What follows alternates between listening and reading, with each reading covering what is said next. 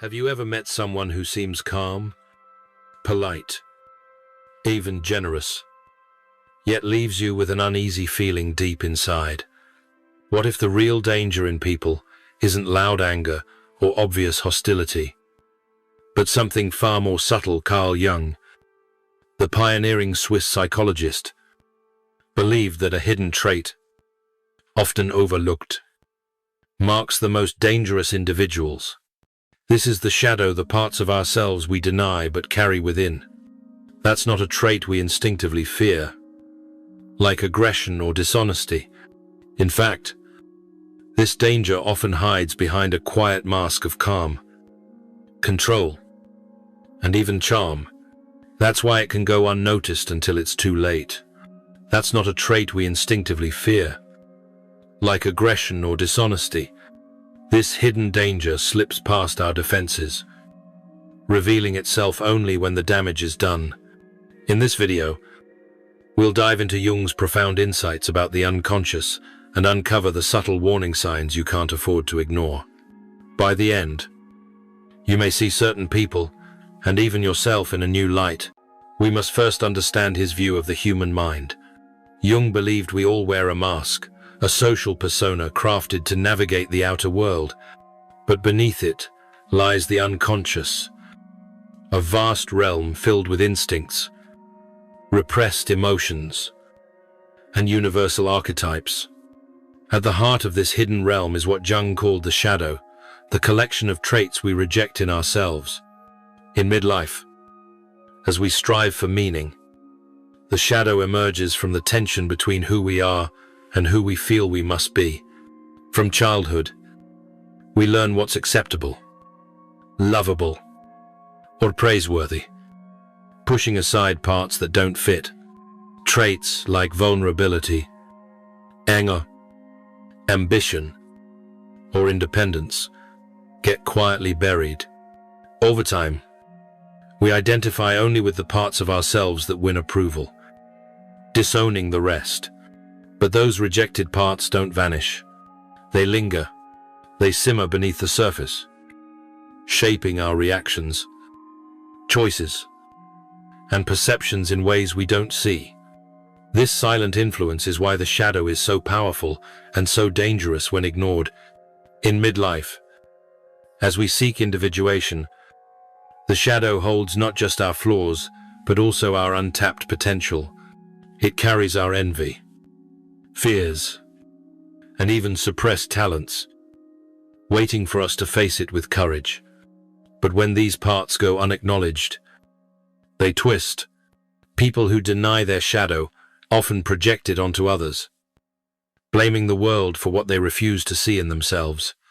Jung saw this as a psychological time bomb, ticking quietly until it erupts. As we go deeper, let's explore what happens when the shadow is ignored or fully suppressed.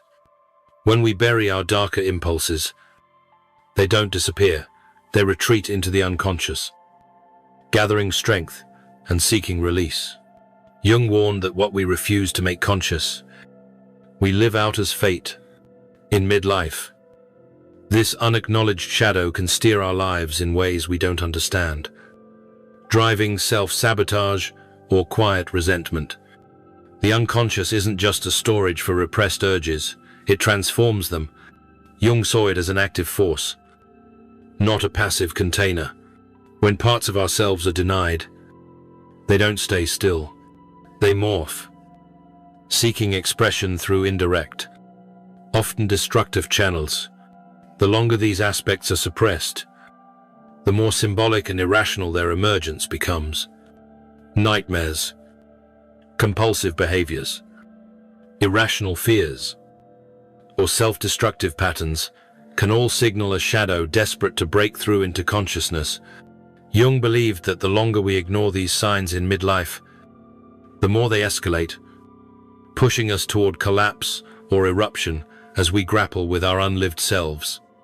A person who represses their shadow may seem calm and composed, but their inner world tells a different story. Over time, the divide between their outer self and inner reality creates tension that demands release. Sometimes it bursts out as emotional outbursts. Other times, it leaks through sarcasm, control, or subtle cruelty disguised as care.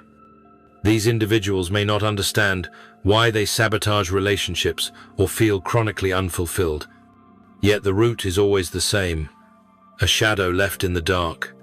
In midlife, this dynamic becomes a barrier to individuation, the journey to integrate all parts of ourselves and find true meaning. They are the ones who believe they're entirely good. When someone sees themselves as morally superior, spiritually enlightened, or fundamentally right, they lose the ability to reflect on their own behavior. What makes this moral superiority dangerous is its immunity to self-criticism. They justify manipulation as help, control as protection, or even cruelty as tough love. On the surface, their actions may seem virtuous, but beneath lies a hidden agenda, avoiding their own shadow. Jung taught that the more someone clings to an identity of goodness, the more likely they are to unconsciously act out its opposite, blind to the harm they cause because they've buried any awareness of it. So, what ties all this together? What's the invisible thread running through these dangerous patterns? Jung offered a chilling answer. But before we uncover it, if this video resonates with you, share it with someone who might need these insights. Now, let's face Jung's most unsettling insight. The most dangerous trait in a person, Jung argued, is the complete denial of their shadow. When someone refuses to see their capacity for anger, cruelty, or deceit, they become unpredictable, a risk to themselves and others. It's not the presence of the shadow that makes someone dangerous. It's denying it exists. Those who acknowledge their flaws are often more trustworthy because they're aware of their potential to harm and take steps to manage it. But those who believe they have no shadow are blind to their own behavior. They justify everything, rationalize anything, and leave chaos in their wake, never seeing their role in it. For Jung, this isn't just a psychological flaw, it's a spiritual blindness that traps us in midlife. So, the next time you meet someone who insists they're always kind, always moral, always right, pause. Ask yourself, what are they refusing to see within? That question could protect you as you navigate your own path to individuation. I'd love to hear your thoughts. Has this shifted how you see yourself or others? Drop a comment below.